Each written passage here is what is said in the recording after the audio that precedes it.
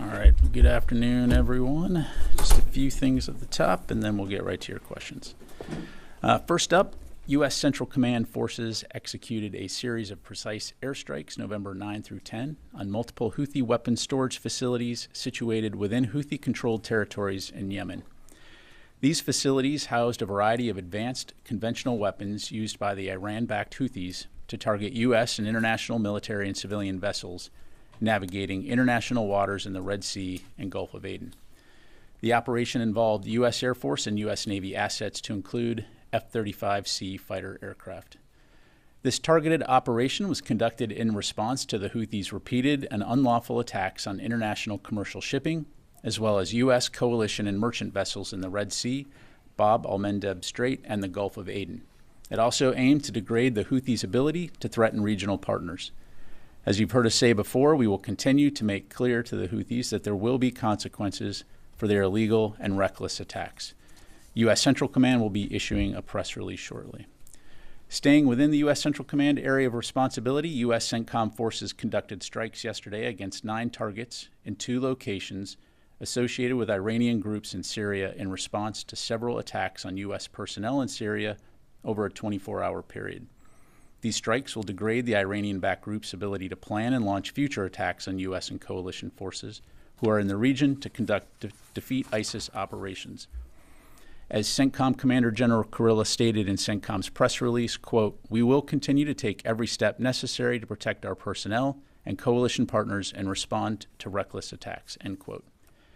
Shifting gears, Secretary Austin spoke with Ukrainian Minister of Defense Rustem Umerov today to discuss battlefield dynamics and provide an update on U.S. security assistance support for Ukraine. The Secretary reaffirmed President Biden's commitment to surge security assistance to Ukraine and provide an update on the unprecedented scope and pace of U.S. efforts to provide Ukraine with the capabilities it needs to fight Russian aggression. The 2 leaders pledged to remain in close contact. A readout of the call will be available on defense.gov. And finally, this Friday, November 15, Secretary Austin will depart for a 9-day trip to the Indo-Pacific region with stops in Australia, the Philippines, Laos, and Fiji. This will mark Secretary Austin's 12th trip to the region and comes as the United States builds on unprecedented cooperation with like-minded countries to strengthen regional security. The Secretary's trip engagements include his participation in the ASEAN Defense Ministers meeting ADMM Plus in Laos on November 21st, and will drive ongoing efforts to modernize our alliances and partnerships toward a shared vision for a free and open Indo-Pacific. A trip advisory will be available on defense.gov later today, and readouts of the Secretary's meetings and engagements will be posted throughout the trip. And with that, happy to take your questions. We'll go to AP. Tara. Thanks, General Ryder. On the attacks on U.S. service members in Syria, we haven't received any details on what personnel were attacked, where the attacks took place, and it's been more than 48 hours since CENTCOM put out that release. Yeah, so what I can tell you, Tara, is that first of all, there were no U.S. injuries associated with any of these attacks. They were at Mission Support Site Green Village in northeast Syria. There were 2 separate attacks, both on Sunday, November 10th. One attack consisted of a UAV. The second was indirect fire comprised of 2 rockets. Okay, so with these 2, the UAV and the indirect fire, then it prompted, it seems like a much larger response to 9 different targets at 2 locations by U.S. forces. Why the stronger response? Has this been like a repeat? Is this just the latest in a bunch of harassing moves? Well, as I highlighted there in General Kurilla's quote, we are going to protect our forces. We're going to take the necessary steps to send a message. But importantly, as we've said before, we will reserve the right to respond in a time and place of our choosing. And so Central Command took appropriate action, again, to protect our forces and send a clear message that attacks against our forces won't be tolerated. And do you have any assessment on enemy fighters, on any of their losses? I do not have anything to provide on that. I do not. No. Okay. Okay. Let me go, Constantine. Thanks, Pat. So just sort of following up on that line of questioning, CENTCOM announced these injuries as part of a strike. Late October, we found out that service members were injured only when we directly asked you. CENTCOM didn't announce it. Thinking back to like the JLOTS mission, 3 service members were injured. We found out through Israeli media and had to ask CENTCOM to confirm. Why is CENTCOM not proactively announcing when service members are injured in the theater? Well, again, in this case, there were no service members injured. So, again, these CENTCOM strikes were in response to several attacks within a 24-hour period. And again, Constantine, it's a fair point. It's something that we're going to continuously look at and make sure that we're being as transparent as possible, oftentimes balancing operation security with the public's right to know. So, again, we've taken that feedback into account. We'll do everything we can to make sure that the public is aware when U.S. forces are in harm's way or when service members are injured. Thanks. Have there been any attacks today against U.S. forces? I'm not aware of any. And then the State Department said that they haven't made a determination whether Israel is in violation of U.S. law when it comes to humanitarian aid into Gaza. What's the Secretary's perspective on this? And, it was supposed to be a 30-day deadline, essentially. They haven't met the conditions, so why not impose the restrictions that the Secretary wrote about? Yeah, so a few things on that, Idris. So first of all, as recently as last week, when Secretary Austin spoke to the new Israeli defense minister, he did underscore the importance of ensuring that humanitarian assistance can get to the people who need it most in Gaza. And when it comes to, I'm assuming you're referring to the letter, the 30-day letter, from a U.S. government standpoint, we believe that Israel has taken steps to address some of the measures that were laid out in that letter. But as Secretary Austin and others have said, we also believe that more needs to be done. So we're going to continue to have those conversations with our Israeli partners. That's not to say, though, that we haven't seen some progress. And I know my colleagues at State Department have talked about that in depth. And so we also believe that had that letter not been sent, had those conversations not been had, we wouldn't have seen the kind of progress that we're seeing now. But we're not going to take our foot off the gas pedal. We're going to continue to speak with our Israeli partners and expect that we'll continue to see an uptick. And last unrelated question, the Indonesian president was supposed to meet Secretary Austin today. He didn't come. A, why? And B, is the Secretary concerned that the next 2 or 3 months world leaders and counterparts will look more towards the incoming administration than the current one when it comes to meetings and policy decisions? Yeah, as far as the Indonesian president's visit, as I understand it, unforeseen schedule changes made the visit not possible. I'd defer you to the Indonesians for any more details on that. But to address your second question, look, there's a lot going on in the world right now, and the Secretary remains squarely focused on carrying out his duties as Secretary of Defense and defending this nation. As evidenced by his call today with Minister Umarov and his upcoming trip to the Indo-Pacific region, Secretary Austin is going to stay engaged 24 hours a day, 7 days a week, doing his job as the Secretary. And as you know, having traveled with him, he has great respect, is well respected among world leaders and defense ministers. And so we will continue to see that. Warren. 2 questions, both on the question of humanitarian aid. First, can you detail or provide any numbers or specifics on how much has changed since the letter has been sent, whether that's trucks going in or crossings that are open or quantity of aid that's reached the Palestinian population? So, Oren, I'd refer you to State Department to get a detailed breakdown of the number of trucks. What I can tell you, broadly speaking, right now is what we've seen Israel do is reopen the Erez crossing, opened a new crossing at Kisufim. They restarted the Jordan Armed Forces corridor, waived custom requirements that humanitarian organizations had objected to. They approved additional delivery routes inside Gaza.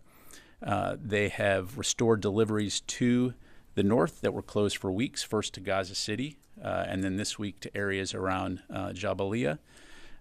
Increased efforts to stop looting and expanded the Muwasi humanitarian zone, and also have instituted periodic operational pauses. So from a U.S. government standpoint, these are critically important steps. But again, we're going to continue having conversations about what else needs to be done to ensure that the Palestinian people can get the food that they need. Ultimately, we believe that the long-term solution here, as you've heard Secretary Austin and others say, is bringing an end to this war, and we'll continue to work to achieve that. And then just my follow-up question is, today is the 30-day mark, and we heard this from the State Department. Nothing has changed in terms of U.S. policy, and yet, as you and State have pointed out, Israel hasn't met the full letter of the requirements in the letter.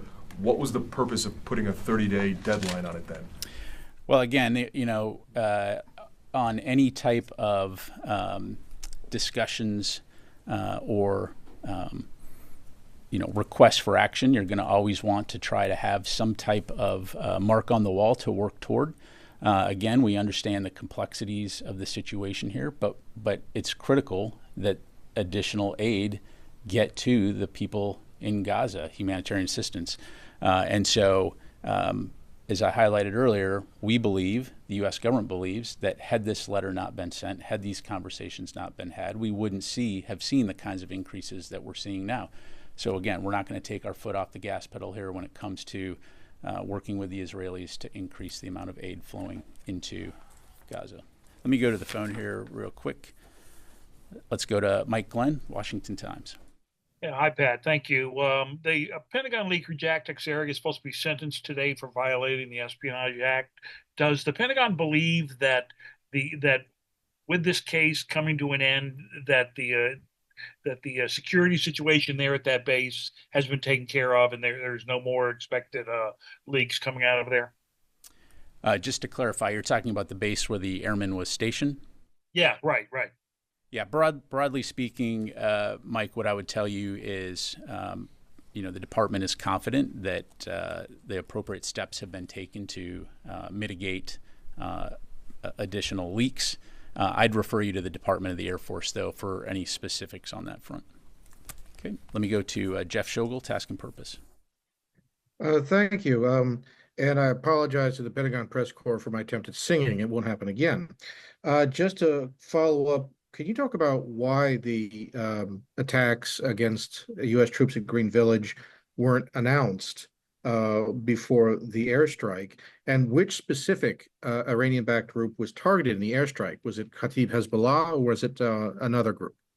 Yeah, thanks, Jeff. On your second question, I don't have any additional details to provide beyond what I highlighted in my topper. As for the timing of that release, just to be quite frank, as there were operations ongoing to respond to these attacks against U.S. forces at Green Village, the decision was made to ensure that those operations were complete before CENTCOM issued its press release. Again, fully aware, as I highlighted to your colleague, of the media and public interest in these types of situations. And so, again, we'll continue to work diligently to ensure we're putting out as much information as possible, as quickly as possible, consistent with operations security and balancing the public's right to know. Thanks, Jeff. Fadi. Thank you, General. The Houthis claimed today that they launched 2 attacks, one on USS Lincoln in the Arabian Sea, and another one targeting 2 U.S. destroyers in the Red Sea. Do you have anything on that? I do, and again, expect a statement to go out from CENTCOM here shortly, but here's what I can tell you. So on November 11th, U.S. Central Command forces successfully repelled multiple Iranian-backed Houthi attacks during a transit of the Bab al-Mandeb Strait. During the transit, the Arleigh Burke-class guided missile destroyer USS Stockdale and USS Spruance were attacked by at least 8 one-way attack uncrewed aerial systems, 5 anti-ship ballistic missiles, and 3 anti-ship cruise missiles, which were successfully engaged and defeated. The vessels were not damaged, no personnel were hurt. Again, CENTCOM forces retain the inherent right of self-defense, and as I highlighted earlier, we'll take appropriate steps to protect our personnel. Literally got this, shortly before coming out here, so you can expect to see something coming out of CENTCOM on that as well. To my knowledge, not aware of any attacks against the Abraham Lincoln. I have a follow-up on the letter. You talked about progress and you mentioned some steps. However, In the last 48 hours, the IPC, UN IPC, issued an alert about imminent famine in northern Gaza. Oxfam, along 7 other humanitarian organizations, issued a scorecard where they found that Israel is not in compliance with your letter. The UN just said that the humanitarian situation in Gaza today is worse than any time during this year, at any time during this year. Those statements from organizations that work on the ground to increase humanitarian assistance to Palestinians in Gaza are in contradiction to what you just said. Well, what I would say, Fadi, is this is why we will continue to press the Israeli government to do more to get humanitarian aid and assistance into the people of Gaza. Yes, some progress has been made, as I outlined, but we're having those conversations right now in terms of what Israel can and should do to surge additional humanitarian assistance. And so I know that this is a priority for Secretary Austin. As I mentioned, he brings it up in every conversation he has with his Israeli counterparts, and we'll continue to have those conversations going forward. Nobody questions the importance of doing this and doing it now. Yes, sir. To question of the Ukraine war, it is reported that of around 50,000 Russian and North Korean forces are already preparing to launch new counteroffensive to push out Ukraine forces in Kursk region. Can you confirm that? I've seen those press reports. As we've talked about before, we see about 10,000, over 10,000 DPRK soldiers. Most of them have moved to the far western Kursk Oblast, where they've reportedly begun engaging in combat operations with Russian forces. I don't have more to provide at this point in time in terms of what specifically that will entail or could entail, other than we're watching very closely. You've heard us talk about the fact that Russian forces have trained these DPRK soldiers in artillery, UAV, basic infantry operations, all of which are skills that will be employed on the front line. And so for our part, what we're doing is we're continuing to ensure that Ukraine has what it needs in terms of security assistance to defend itself from Russian aggression. And we'll continue to keep consulting closely with our allies and partners on next steps. According to the UK government, Russian forces suffered average about 1,500 people die and injured per day last month, October. How do you assess the casualty of Russian forces in Ukraine war? I think, what we've seen is upwards, and we've talked about this publicly before, upwards of 1,200, per month. So, staggering casualties among Russian forces. So, again, this is one reason why we assess that DPRK forces have been brought into this fight, is to help Russia make up for some of those losses. And so, again, we're going to continue to keep a close eye on this and consult closely with our allies and partners. Sir. Thank you. I would like to stay on Ukraine. Is the Secretary concerned about the plans that are reportedly considered in the incoming administration's team of creating a buffer zone, a demilitarized zone, as it would derail the administration's legacy in Ukraine? And secondly, what are the next steps in the remaining weeks of the administration to maybe ensure that Ukraine has a better position at the negotiating table? Yeah, so a few things there. So first of all, I'm not going to speculate or get into hypotheticals about the next administration. We're very focused on, as I highlighted earlier, on the situation at hand right now, and frequent communication with our Ukrainian counterparts to ensure they have what they need to defend themselves from Russian aggression. Secretary Austin has talked many times about the fact that Ukraine matters.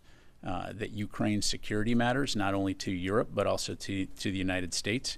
And we've seen strong bipartisan support for Ukraine. So we're going to continue to stay in close communication with our allies and partners.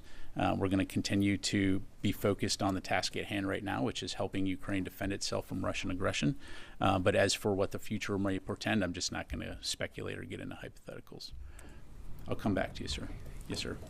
Thank you, General. Regarding to Lebanon, there is some media reports today that the Israeli army has begun the second phase of its ground operation in southern Lebanon. First of all, have you received any notice from the Israeli about their operations in the Lebanon ground operations?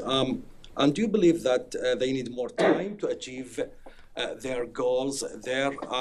What about the limited operation? Do you still believe what's going on in Lebanon is still a limited military operation? Thank you. Yeah, so a few things. So first of all, when it comes to any announcements by the Israeli military, I don't have anything on that. I'd refer you to them to talk about their operations and what their goals are. Broadly speaking, again, you've heard them say that their focus is on enabling the return of citizens to their homes in northern Israel.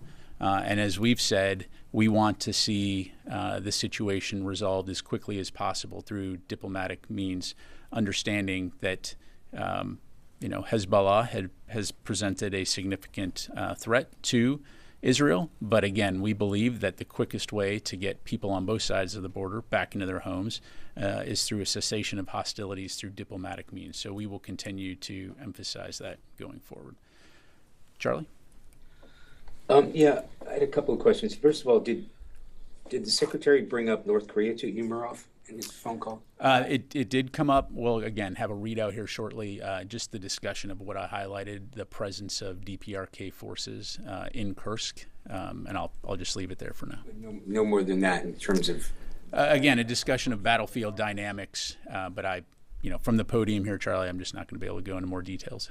Okay, and a more general question is, we're all aware that the clock is ticking. Is there a sort of hurry-up offense in getting the Ukrainians the weaponry that they're asking for before sort of January 20th? Is there a change to the pacing or delivery, et cetera, to that? What I would say, Charlie, is we've had to hurry up and deliver security assistance to Ukraine from the very beginning. I mean, since 2.5 years ago, almost 3 years ago, when Secretary Austin stood up the Ukraine Defense Contact Group, that has been a priority, is to get assistance to the Ukrainians as quickly as possible. So in so much as,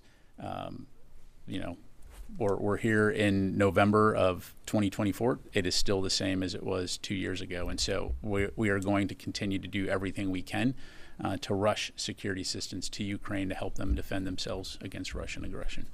Thank you. Alex.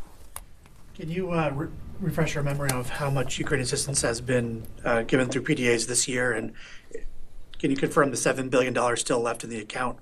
What's up with that? Why isn't that surged forward? So a few things here. So since the supplemental, we've drawn down nearly $3.7 billion in equipment from DoD stocks across 12 PDA drawdowns that were announced between late April through mid-October. And as we've highlighted before, when we draw down equipment that's immediately available from our stocks, we ship it within days or weeks. Between the passage of the supplemental and the middle of last month, we've delivered to Ukraine 83% of the critical munitions that we've committed from stock, including 155 millimeter artillery rounds, Gimlers, Patriot, NASAMS missiles, and more. We've also delivered 67% of other critical air defense commitments, including Stingers and Hawk missiles.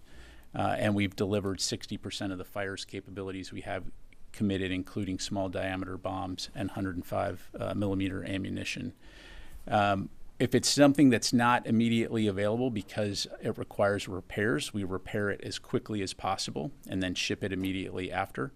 And then just since the passage of the supplemental, we've delivered hundreds of thousands of artillery rounds, thousands of armored vehicles, thousands of munitions for HIMARS and anti-tank weapons, dozens of artillery systems, significant air defense capabilities, including a Patriot battery, hundreds of interceptors, and dozens of other systems.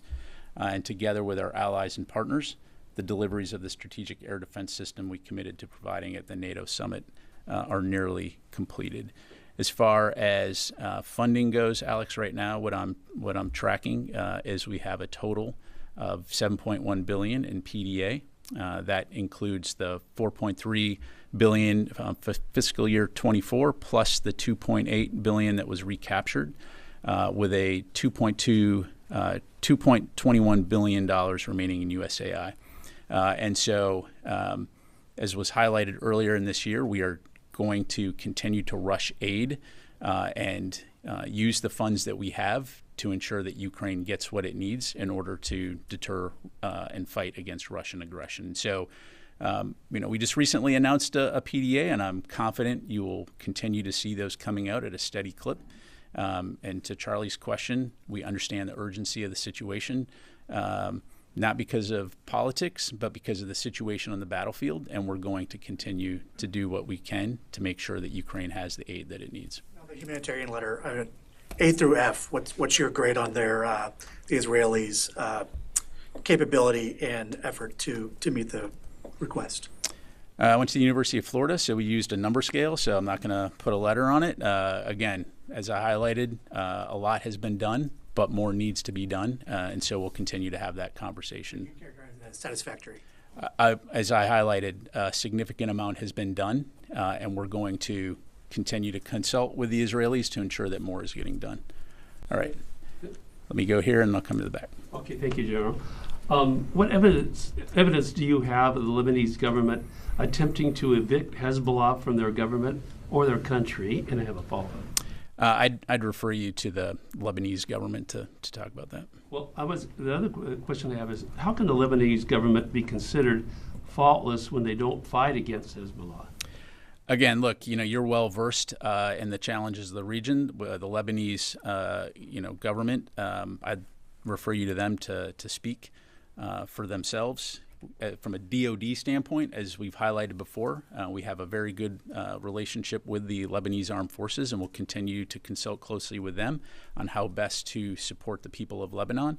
The LAF are going to play a very important role in any post-hostilities, as will the UN. And so we'll continue to consult closely with them on the steps ahead in terms of ultimately bringing peace and stability to the region. Let me go back here. Yes, Ro. Thanks so much. In Peru this week, there will be an opening ceremony of a Chinese-funded Chiang-Kai port, and Chinese President Xi is expected to attend this opening ceremony. And it's a Pentagon concern that this Chinese-funded Chiang-Kai port could be used by the Chinese Navy. I appreciate the question, Ro. I don't have anything specifically on that port other than to say, again, we will continue to consult closely with our allies and partners around the world about Chinese malign activities and behavior, and I'll just leave it there.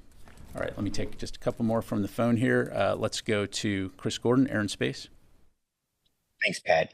Does the Pentagon have an update on the total number of attacks there have been on U.S. forces in Iraq, Syria, and Jordan since October of last year? Let me take that question for you, Chris. Okay, and we'll go to Howard Altman. Thanks, Pat. Just a couple questions. One is on Kursk. Can you give us assessment of the territory that Russia has been able to claw back there, if they have been, and is the counteroffensive underway? And then with the Abraham Lincoln, how close was the Abraham Lincoln to the two destroyers that came under fire? Yeah, thanks, Howard. On your second question, I'm not going to get into the specific locations of the Abraham Lincoln other than to say, again, based on the information I have, it was not attacked, contrary to some of the allegations, should I say, by the Houthis.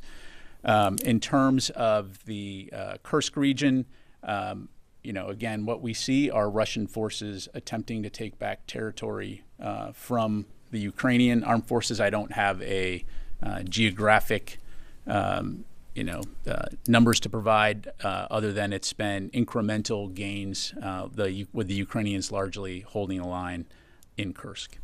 Okay, take just a couple more. Yes, sir. Thank you very much.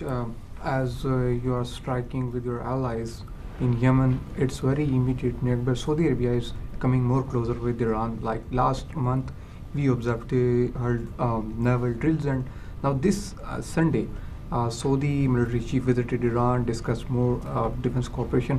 So is that matter of concern for US, or you have any observation on that? Just to clarify, you're asking if we have any concerns with Saudi Arabia communicating with Iran? Look, we fully understand that Saudi Arabia, like many countries in the region, are going to communicate with their neighbors. The U.S. has a very valued relationship with the Kingdom of Saudi Arabia from a defense standpoint, and we'll continue to have those conversations as well. But ultimately, it's up to Saudi Arabia to choose, who they communicate with or not. So. CNN reported that Pentagon officials are holding informal discussions about how the Department of Defense would respond if the President-elect Donald Trump issues some order regarding the active duty personnel domestically, regarding his policy what he is going to implement. So is there any concern regarding the upcoming administration in the department? Yeah, let me just be clear up front. I'm not aware of any meetings aimed at discussing or responding to potential decisions by the next administration. As Secretary Austin underscored in his letter to the force, the department is focused on ensuring a calm, orderly, and professional transition to the incoming Trump administration, and will continue to stand apart from the political arena. And again, if you'll allow me to quote Secretary Austin, quote, "As it always has, the U.S. military will stand ready to carry out the policy choices of its next commander-in-chief and obey all lawful orders from its civilian chain of command," end quote. So the men and women of the Department of Defense who work every single day to protect our freedoms, we've sworn an oath to the Constitution, and the Secretary is confident that we'll continue to do the great work that our military members do day in and day out to keep the country safe. I'll just leave it there. Last question. Yes, sir. Sir, two questions, please. I just came back from a short trip to India, and there was a talk of the town in India among the people of India. There's a lot of towns in India, so which town was it? You got to narrow it down. Next commander-in-chief here at the Pentagon, and now how the relations today, military to military relation between U.S. and India, and anything you change under the new administration? So, first of all, the relationship that we have with India is excellent. As you know, we've made a lot of progress in our bilateral security relationship, and that is something that you've seen Secretary Austin prioritize over the last 4 years. As far as who the next commander-in-chief will be, that will be President Trump as the commander-in-chief. As for who he may pick as a Secretary of Defense, obviously I'm not going to speculate on that, and I'd refer you to the Trump transition team. Second question, sir, if may please. As far as U.S. military is concerned, it is concerned as far as terrorism in the Middle East and elsewhere. The two things happened during this, after the election. One, Qatari government asked the people there, all the terrorists, to wind up and no more business in Qatar. Number two, the Pakistan, Nawaz Sharif and also his daughter were here, and they met with President-elect Trump, and also at the same time, Sheikh Hasina, the former Prime Minister of Bangladesh, also met with the former President Trump-elect President Trump. Now, how the U.S. military will affect in those countries now have relations under the new administration, because they came to meet with the new commander-in-chief? Yeah, I appreciate the question. I'm here as a U.S. Department of Defense spokesperson. Obviously, I'm not going to be able to comment on the incoming administration, and I'm not going to speculate or get into hypotheticals about potential future decisions. So I'll just leave it there. Thanks very much, everybody. Appreciate it.